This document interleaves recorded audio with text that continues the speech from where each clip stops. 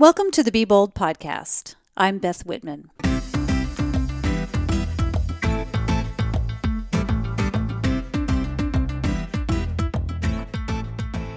My guest today is Jessica Blotter. Jessica is a journalist. She's contributed to Fast Company, CBS Los Angeles, Hospitality Design, Green Lodging News, Spa Finder, and many more outlets. She's a public speaker. She actually has a TEDx talk that you can find online. She's an advocate for the greater good, which you'll find out about in this podcast. And she's the CEO and co-founder of Kind Traveler. And that's why I'm talking to her today. To give you some perspective on Kind Traveler, this is the first give and get hotel booking platform. Now, what does that mean? In simple terms, it transforms travelers into a force for good that benefits communities, animals, and the environment.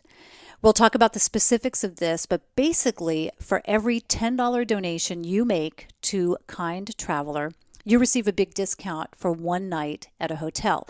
In other words, a $10 donation gets you a discount on one night stay. A $50 donation gets you a discount on 5 nights. Your donated funds then go to nonprofits that help a variety of programs, and some of those are in communities where the hotel is located, and others are international programs. Jessica was moved by an experience on a trip to Belize in 2012, and that's when she knew she needed to do something to give back. What she's ultimately done is combine her love for travel, sustainability, animal welfare, and the desire to make a social impact by creating Kind Traveler. I met Jessica in San Diego when we were both speaking at the Travel and Adventure Show, and honestly, I knew very little about her or Kind Traveler, so this conversation was a wonderful exploration for me. We touched upon a number of topics, including how and why she started Kind Traveler, how we can all be better informed and more ethical in our travels, whether she considers herself bold, and how she manages to stay grounded while running a startup. And that's actually at the end of the conversation, that's really where it got juicy, but we were short on time. So I'm already looking forward to having her back on the podcast. My conversation with Jessica will start in just a moment, but before that, I wanted to invite you to check out our trips on the Wander Tours site. And that's where we feature women-only tours to a number of destinations, including India, Southeast Asia, Papua New Guinea. That's actually a co-ed trip, and also Ireland. And at this time, we've also got space on our inaugural Santa Fe Wellness Retreat in the fall, and I am totally excited about that one. And we've got culinary tours to destinations in the U.S. You can check all those out on wandertours.com, and that's WANDER tours.com. So with that, here's my conversation with Jessica. So I'm with Jessica Blotter here today, and we are going to talk about the Kind Traveler and this fantastic business that she has created. And it's very unique, as a matter of fact, and really, by my definition, quite a bold thing. So we're going to figure out exactly what the Kind Traveler is, and we're going to hear what took her to this point, what brought her to this point, and learn some great stuff today. So welcome to the Be Bold podcast, Jessica. Well, thank you so much for having me. Yeah. So let's start kind of where you are right now. And what I'd love for you to do is just take us through what the Kind Traveler is, and just give us a little bit of background on it and where you are today with it. Sure. So Kind Traveler's mission is to transform travelers into a force for good that benefits local and global communities, the environment, and animals. And the way that we do that is through our Give and Get hotel booking platform, where travelers give a $10 donation to a favorite local or global charity of choice on the kindtraveler.com platform. And then as a reward for their donation, they unlock exclusive hotel rates up to 25% off and book directly with hotels. And through this model, 100% of the donations go back to the charity partners, making it a triple win for the charity, the hotel, and of course the traveler. So we started this project 4 years ago, and we launched in August of 2016, so we've been live for about 6 months now. We launched with hotels in 12 cities, and now we have hotels in 21 cities. Fantastic. Throughout the United States, Mexico, and Caribbean. Great. So when hotels join the platform, we align them with a local charity that's in their direct community. And when the traveler comes onto the site, they can choose to give back locally to where they're staying, making the community that they're traveling to better through those donations.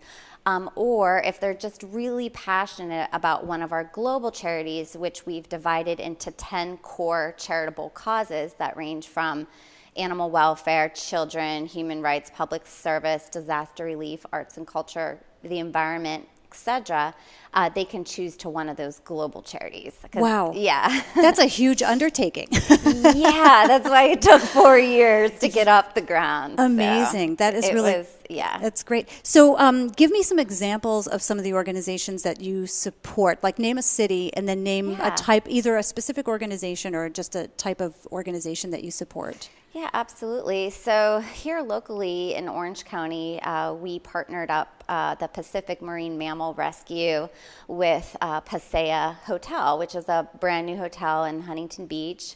And it's pretty cool what happens when we partner these charities together. A lot of times they're living and doing business in the same neighborhood, but they've never connected the dots to each other. So when we partner them up, all of a sudden we see them taking on even more initiatives together outside of the Kind Traveler sphere. So, for example, with Pacific Marine, we're now making these organic plush toys that represent seals and other marine life, and they're now going to be sold in the hotel rooms, and 100% of those donations will go back to the Pacific Marine Mammal Rescue, but it'll also educate travelers about the Kind Traveler partnership and how they can do good by booking hotels with us and support the organization. So we bring them together, and then we see them taking steps beyond. Another example would be in Miami. We're working with the One Hotel South Beach, which is an eco luxury hotel. We partnered them up with Surfrider Miami.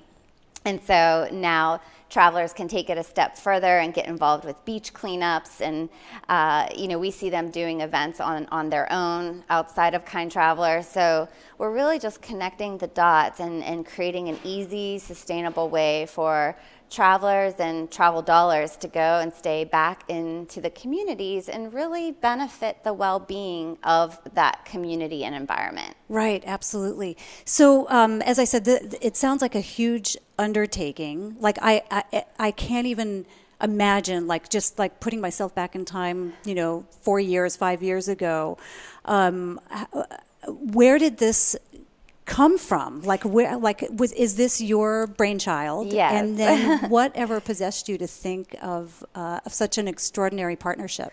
Right, thank you. Well, when I look back, I can certainly see how pretty much every career decision has built up to this. But specifically, the aha pinnacle moment came to me. It was back in 2012, my partner and I, so we founded the company together. And we had a cause marketing brand development company before Kind Traveler. And we were creating a lot of cause marketing campaigns with hotels, with real estate developers, selling condos and fancy apartment complexes. And we would do events where we'd bring in Habitat for Humanity, and we would bring in media and get all this exposure and launch these beautiful buildings. And at the end of the event, the partnerships would kind of fizzle out. Habitat, only got that one-time sort of exposure and fundraising, effort placement that we would provide. And everything would kind of collapse. So we started thinking, how could we create a sustainable way using our passion for travel and our entrepreneurial skills to create something? And we knew that we wanted to create a movement instead of marketing campaigns, but we, at the time, we weren't sure how to do that. So we had this moment that it was catalyzed the whole thing. We were down in Belize.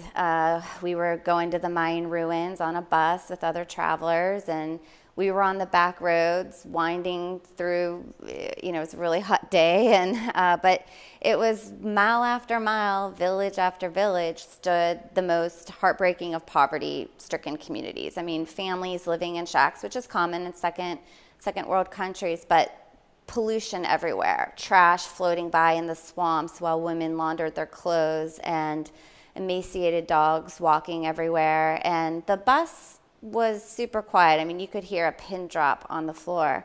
And for me, I was having a really hard time about getting excited to see the upcoming local attractions and just sort of turn a blind eye and ignore. I mean, there was this disconnect. And the bus stopped. It was the last chance to grab snacks or water before we head out to the Mayan ruins. And the rib protruding dogs, they approached us begging for food. And now my partner and I had been animal rescue volunteers back in the States for a number of years. And when we saw these dogs, we couldn't ignore them. So it was just instinctual. We walked into the convenience store and bought dog food to feed the dogs. And they happened to have dog food, which was cool. And we spread it out all over the ground, and more dogs kept coming out of the woodwork. And we looked up, and everyone else on the tour bus was walking out with dog food as well. And they all started feeding the dogs. And so it was just this experience where we had unintentionally inspired everyone else to do good. And when we got back on the bus, the entire sentiment changed from this sense of sorrow and sadness to a little bit of joy and happiness that filled the air, just sort of knowing that we tried to make things better in some small way. And it wasn't that we had changed the world that day at all, but it was just about doing one small thing and not ignoring the situation. We also noticed that the other travelers wanted to do good. They just needed a catalyst. Right. I mean, everyone was thinking the same thing, but no one knew how to get involved. And so it was really clear that there was not an easy way for travelers to make a difference to local communities when they travel. And when we started really thinking about it, our travel dollars were not actually going back into that community directly in the way that we would have liked. And so we started really noticing this huge gap. I started doing a lot of research. Before this trip, I got into travel writing. So I had a travel column with CBS Los Angeles for a while, and I started writing for other outlets like The Examiner and Destination Luxury and all these other travel blogs. But then I started getting into the sustainable tourism, sustainable brand side of it, and I started writing like business types of stories for Fast Company after I went to a conference called the Sustainable Brands Conference that had really inspired me to think about how business could become a force for good. Right. And it was no longer up to just nonprofits and charities and government to create good, but using the force of the private sector. Well, let me just back up a little bit and ask you a question. So how many people were on that bus that day that you were in Belize? Do you recall? I would say maybe 15 to 20. Okay. Do you think that any of those folks, obviously they were moved, do you think that any of them went home and did something? Like were they that moved, or did they just go home and go back to their jobs, do you think? I would love to know that. I mean, that feeling on the bus just stuck with us for such a long time. I mean, that whole trip, and then even after the trip, with that feeling just remained. It was just that feeling of how good we felt. And it gave our trip purpose. It gave it meaning. Like we tried to do something. We didn't just ignore it. And it was just this feeling that made the trip feel like it had a little bit more purpose. But I really wanted to expand on that purpose, because when I went back kind of connecting to my volunteer experiences, I knew how much that had filled up my heart to be able to volunteer. And I'd always wanted to travel, but I didn't want to travel just to take selfies and pictures and post it on Facebook. I wanted there to be more meaning behind it. But where does that come from? What is there something in your background or in your upbringing with your family, did you grow up on a farm, or did your family have a lot of animals, or was there something there that you have that compassion thread that so moved you that maybe wasn't in the hearts of the other folks on that bus? Well, I definitely grew up, I'm an only child from Pennsylvania, from Pittsburgh, and I always had a heart for animals. Because I didn't have siblings, my pets would become my best friends, and I always knew that I wanted to help them and benefit them some way or work with them. But my first career out of college, I was an earth science teacher. I taught high school and middle school. And I taught wildlife conservation was part of the earth science curriculum, and it definitely struck a chord with me there. And part of the reason I went into teaching is I had this vision early on that it would be a wonderful way for me to travel because there are these international programs where you can teach and travel and, stay and visit other countries in the world. And so early on, I felt like that would be a way for me to have a purpose while I traveled. Now, you're asking, where does this desire to have a purpose come in? Yeah. I think it evolved over many years. I remember after I taught for 2 years, and I had a group of friends I went to college with that launched a magazine. It was a print, digital, lifestyle, fashion magazine. And although I loved teaching, I was really looking to expand my wings a bit. I wanted to try something new. I was a very young teacher. I was only 25 or 26 at the time. And I made the leap. My friend asked me if I wanted to, become part of this startup and help launch the magazine in San Diego. It was only about a year old at that time, and I finished up my last year of teaching, and I made the leap to join this startup. And so I was in a startup atmosphere where there's no marketing budget, and I had no idea what I was doing. I started out in advertising and just meeting with business owners all throughout. It was actually in San Diego.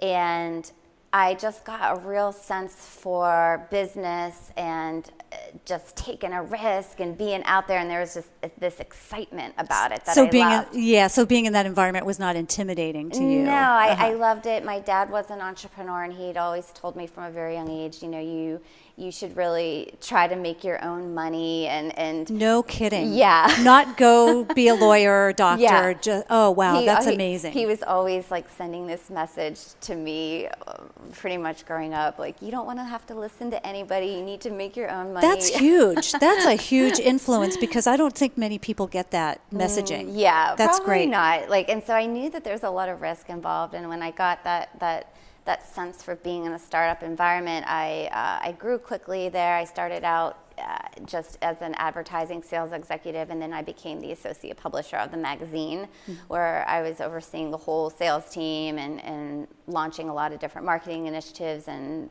managing events and just doing all different parts of distribution and lots of different things. That's how I got into the editorial side. But there was a point where selling fashion and lifestyle products it was exciting, but there was still this sort of emptiness in my soul.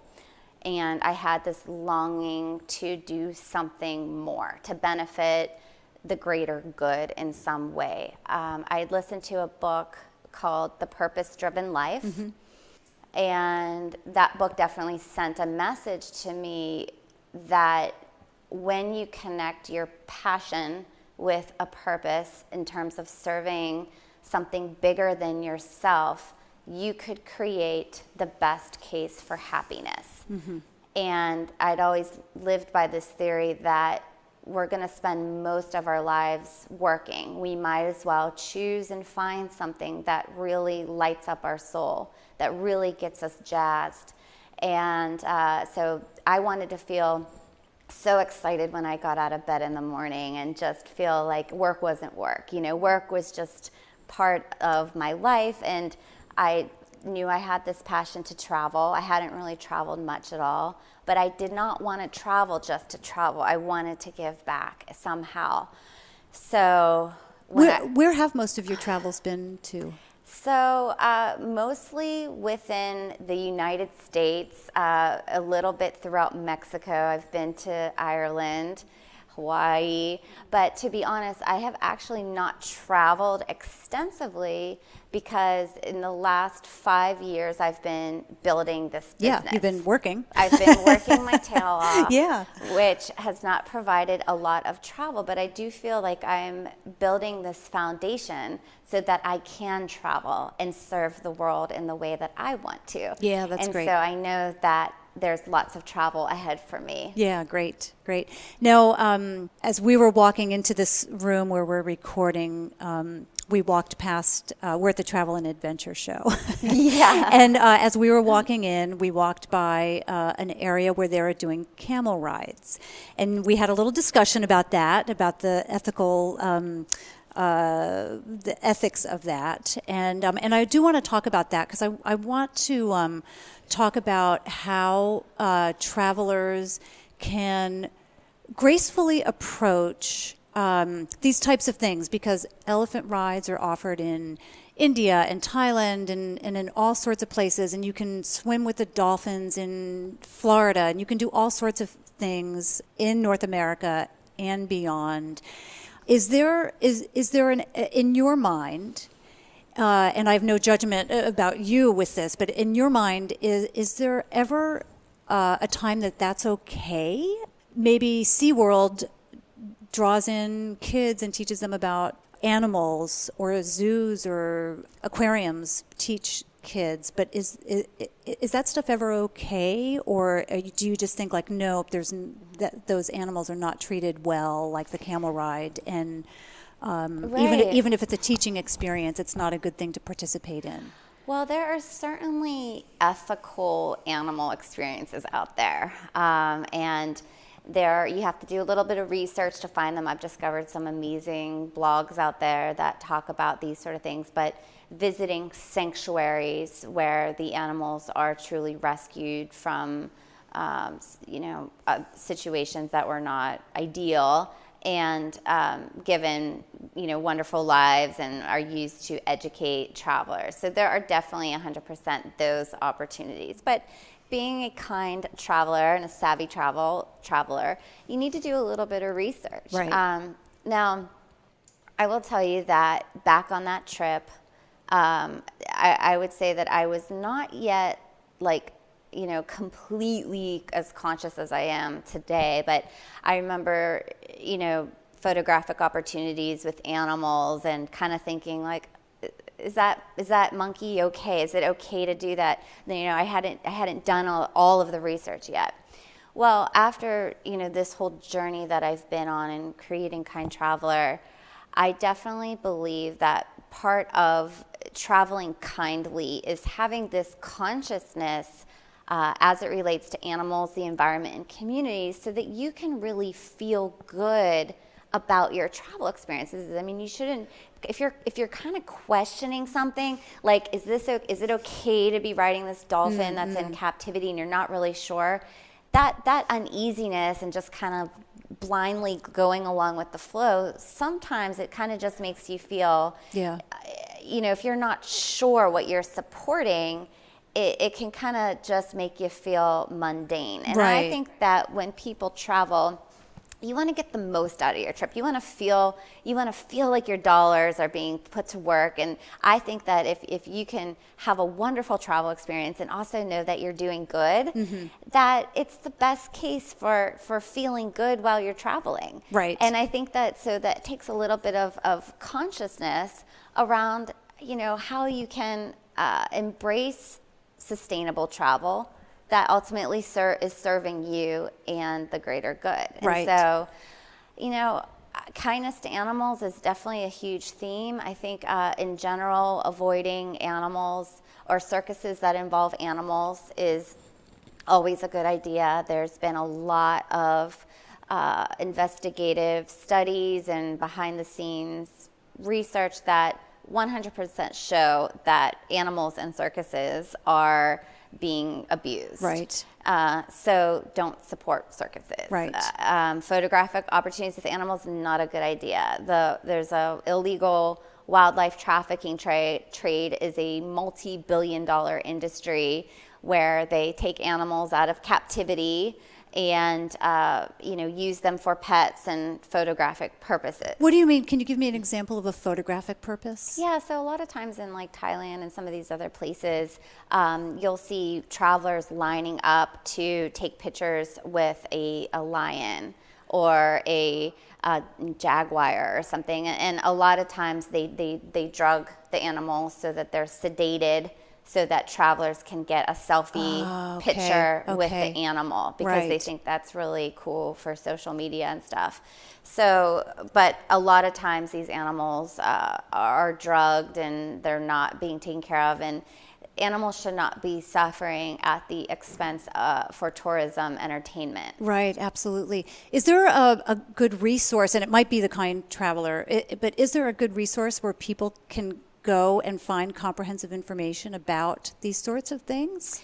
You know, one of our charity partners, it's called Animal Defenders International, and they have a very informative site on how to travel responsibly as it relates to animal welfare. We certainly provide a lot of those tips on our website as well. We profile every charity and talk about how travelers can travel kindly as it relates to these different causes. So I would say, check out our website. Also, Animal Defenders is an awesome resource, and I think there's more and more resources coming available as the tourism industry recognizes that animal welfare is an extremely important part of the bigger picture. Right. I will, kind of cop to being a bit ignorant of this until more recently. I run tours, and one of the locations where I lead tours is in India. And there's a place there where people regularly ride elephants to the top of this area where there's a temple. And I give people the opportunity. I mean, the opportunity is there. I suggest that they don't, but if someone is unable maybe to walk, or they're not in good enough health to walk to this temple, then I kind of turn my head and let them do it. And I've become more and more forceful, or more, I should say, outspoken about that. So I understand how people can be a little either intimidated or maybe not so confident. I think maybe that's it, that they're not quite as confident in their decision-making process. Yeah. How would you speak to someone in terms of that? Like, could you give someone advice about maybe kind of how to get over their maybe discomfort of saying no if there's an opportunity to ride an elephant or a camel or something like that? Mm-hmm. What would you say? Because obviously you want to be nice to people. Sure.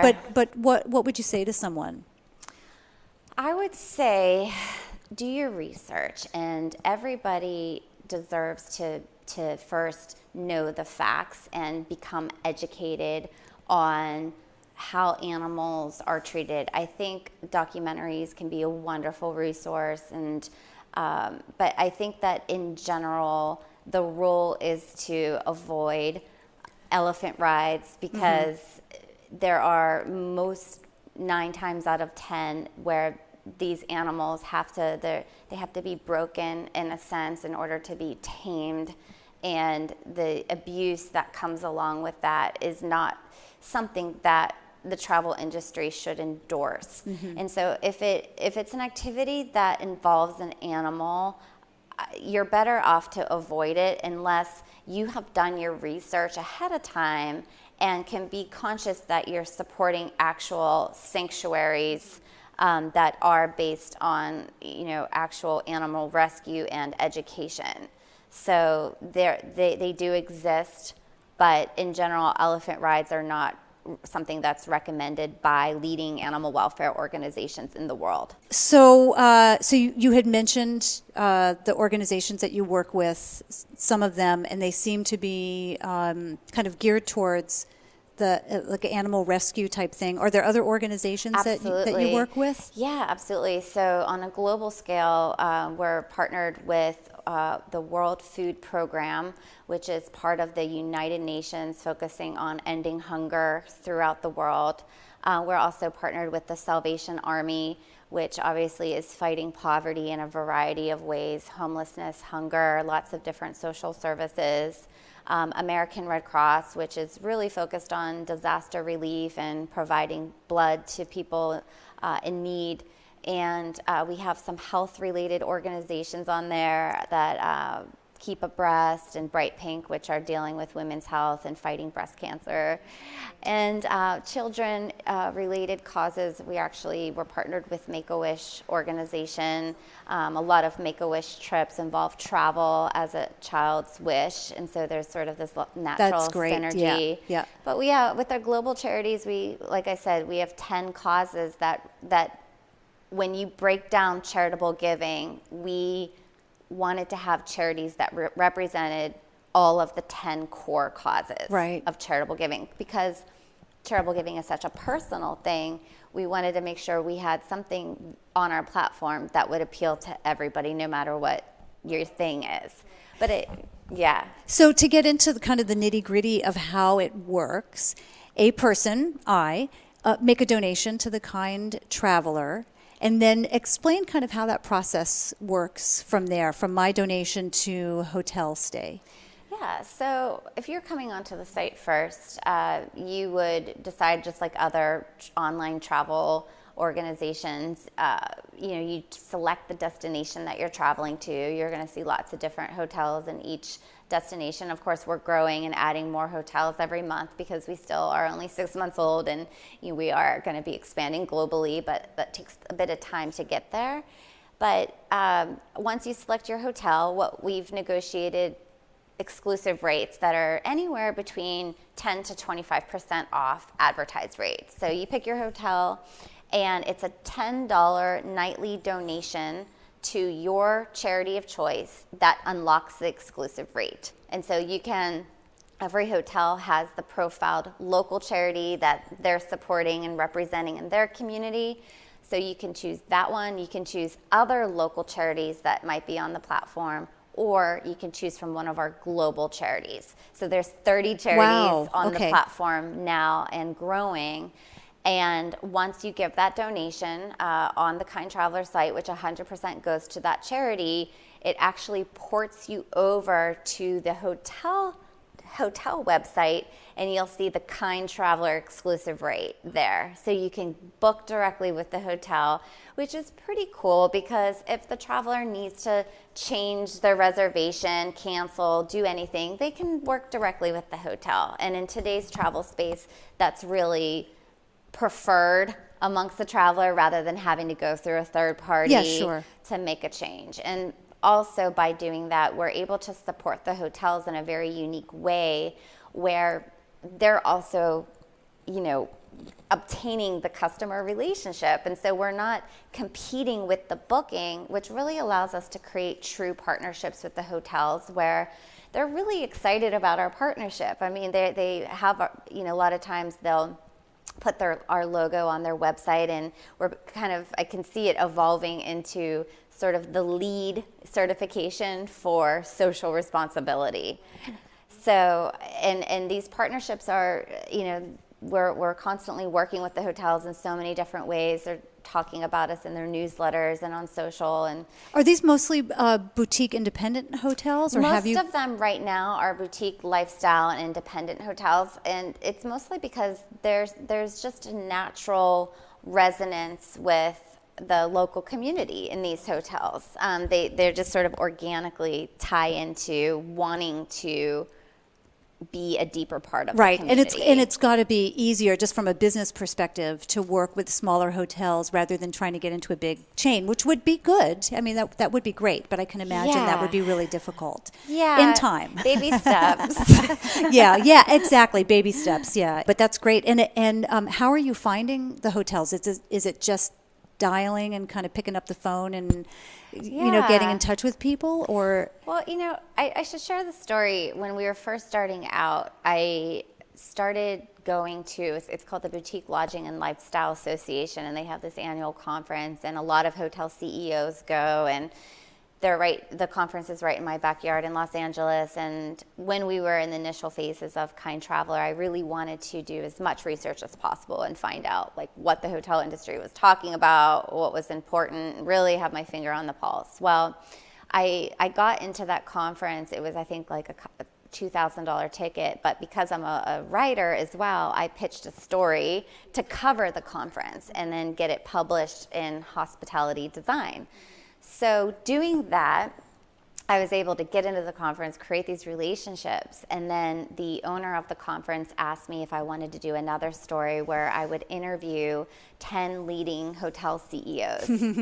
I was like, okay, of course I will. Yeah, right. And so the first CEO that she aligned me with was the CEO of Virgin Hotels, which is Richard Branson's first hotel in Chicago. And they have that brand has a very similar mindset to Kind Traveler. I mean, they're very into sustainable travel. Right, and a lot of philanthropy. A lot of philanthropy. So when I told him what I was doing, he was like, sign me up. And so that's what the outcome I had hoped for, but I was really able to make these inroads by being a journalist. And I think that journalism can be such a fantastic tool to open up new doors, as whether you're a travel writer or a business writer, because you can all of a sudden get access to interview whoever you want and go to conferences, and you don't have to pay for it. And that was a key part to our build, to think about, well, how did you get these hotels? I mean, once we got the first couple that were leading players in the space, it sort of created a surge for the others to join. And we didn't do this all alone. We built a team very early on who has been essential to our growth.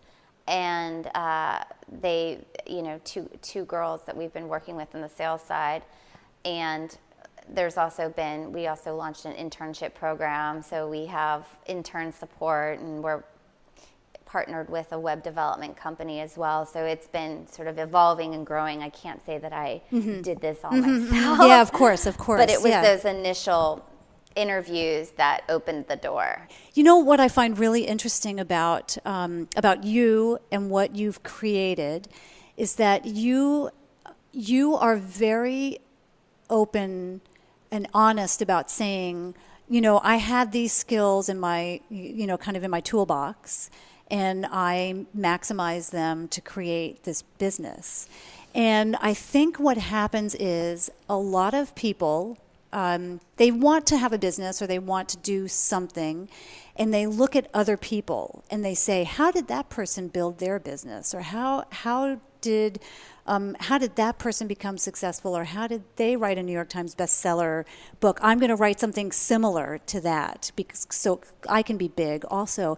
And what they don't realize is that they have all the tools. They're different tools, but they have all the tools to create something that's just different, that is part of their purpose and their passion, as you said. And you have been so great about identifying where your skills and your contacts and maximizing those, like really utilizing those to create this. And I just big kudos to you for that, because not everybody does that. We're so drawn to getting somebody else's top 10 tips to do something and then thinking that that's the way that we need to do it. It's a really fresh, wonderful reminder that we all have our own skill set.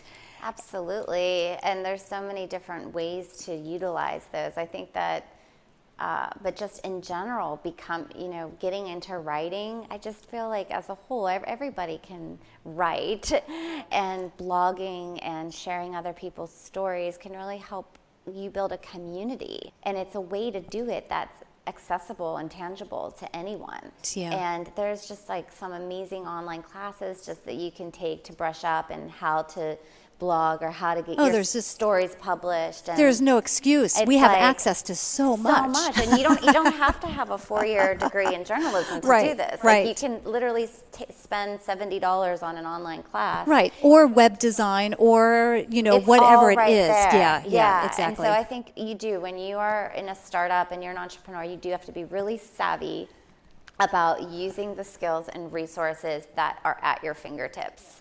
and you have to be able to put them together. Do you feel like you're bold? Like, do you it's okay, you can admit it.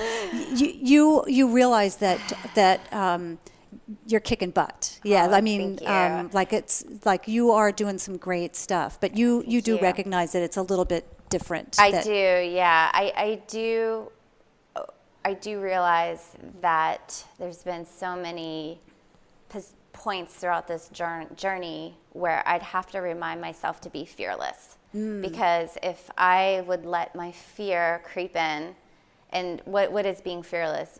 Fearlessness is boldness, and they kind of live in the same house. So I've learned to identify that when we can let go of our fear, we can really open up ourselves to unlimited potential. How do you do that? How do you let go of the fear? Like, what do you have a technique? Yeah, well, one of the things that has been a saving grace for me, to be honest, I could not do any of this without it. Well, a couple things, but I'm a yogi. I do yoga every darn day. Yeah, great.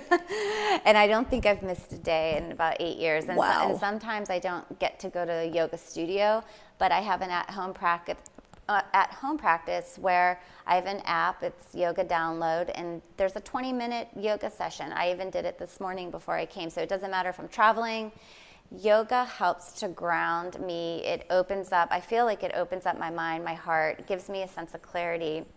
When you combine that with a little bit of meditation and prayer and a lot of faith, and you're also doing something that you're really passionate about, I just feel like you can do anything that you want. Yeah. But you need to like align these powers, so to speak, that are there for you to work with if you can tap into them. And faith and keeping a clear mind, being kind to yourself, Yeah. like exercise, meditation, yoga, all that stuff, your body is sort of your temple. And so when we can sort of clean and clear out the cobwebs and really just create a place of peace, it will come to us what we need to do. And it's so difficult today to clear out the cobwebs and to have peace because we are bombarded with social media, with our devices, with our phones, with everything. Right. Yeah, it is so much. You're really going against Yeah. the society. We're really going against the grain when we It's try to do true. that. So we really have to consciously make time for that space. 20 minutes a day is all it takes. Mm-hmm. But we have to give that to ourselves in order to tune in to what we really want to manifest. Great. And you've manifested it in like tenfold. Thank you. It's kind of That's funny great. though, like when you asked me about traveling, I have this joke right now. Our tagline is do more than travel. Yeah. But I say it should be do everything but travel because Oh, yeah. for me personally, Right. because it has taken heavy lifting to put these partnerships together. A lot of time behind the computer. I'm constantly on conference calls, building out new partnerships. We have 100 partners on the site, 100 contracts to fulfill. So it certainly has been very labor and time intensive, but it's the heavy work that's needed in a startup and to create a foundation. Absolutely. I heard a great quote just this past week from a speaker who said, if you're spending 8 days at Coachella, you're not building a business. Don't even kid yourself. So yeah, Right. it takes hard work to build a business. And space. You have to get. And so if you're constantly busy, if your agenda's always full, and you just don't have time for you, I do think it's hard to nurture yourself to really get in tune about like what your next steps are. Right. And I use that all the time. I tap into what are the next steps with the business, and you have to like visualize it. I recommend doing vision boards and just really find the things that really get you excited. And when you find those things, then that means something. Knowing that you have maybe, let's just say a 12-hour day when you wake up in the morning and you're like, I've got 12 hours of work, ahead of me, and I've got 100 things on my task list. How do you force yourself, maybe not force, but how do you motivate yourself to do your yoga practice, to do your meditation practice every day?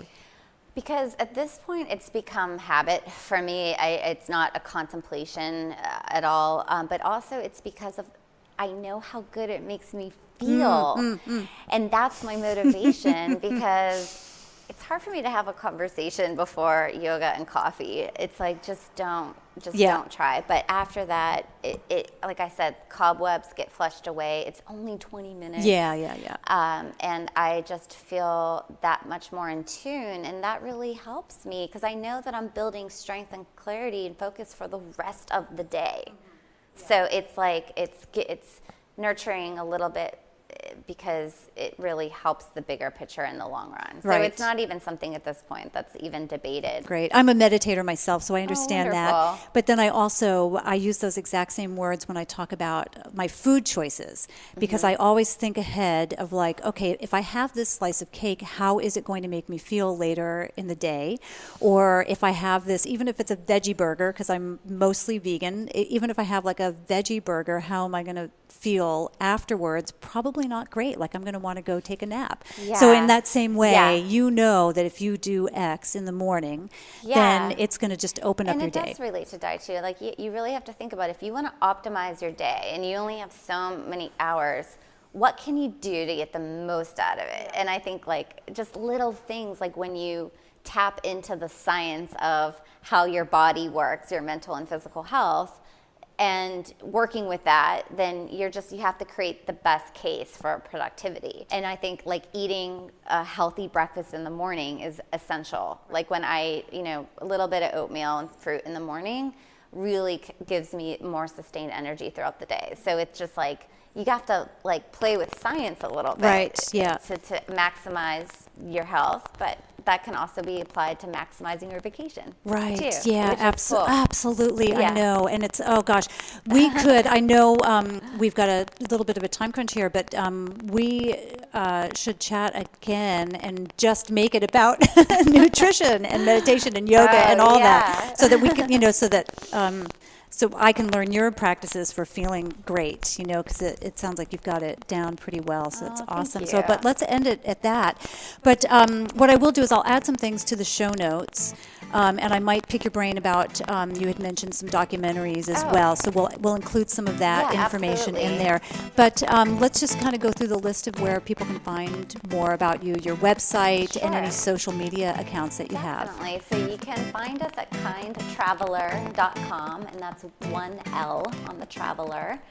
And we're on all social media, so Facebook, Twitter, Instagram, Pinterest, and YouTube. Great. Yeah. And we can find that through your website. You can find the social media. All through the website. Excellent. And I'll include links to that in the show notes. Thanks so much again for being here with me today, Jessica. I'm just delighted that the timing worked out. There's another episode of the Be Bold podcast. Thanks for joining me today. You can find out more about me by visiting Wanderlust and Lipstick, as well as Wander Tours, where you'll see the tours I lead around the world. I encourage you to also check out the Wander World Foundation, the nonprofit I founded to help women and children in developing countries. I'll put links to all those sites in the show notes, which you can find on wanderlustandlipstick.com/podcast. Friend me on Facebook, and I'm WanderGal on Instagram. If you like what you hear, please tell a friend and write a review on iTunes. Both of those help the podcast get more exposure.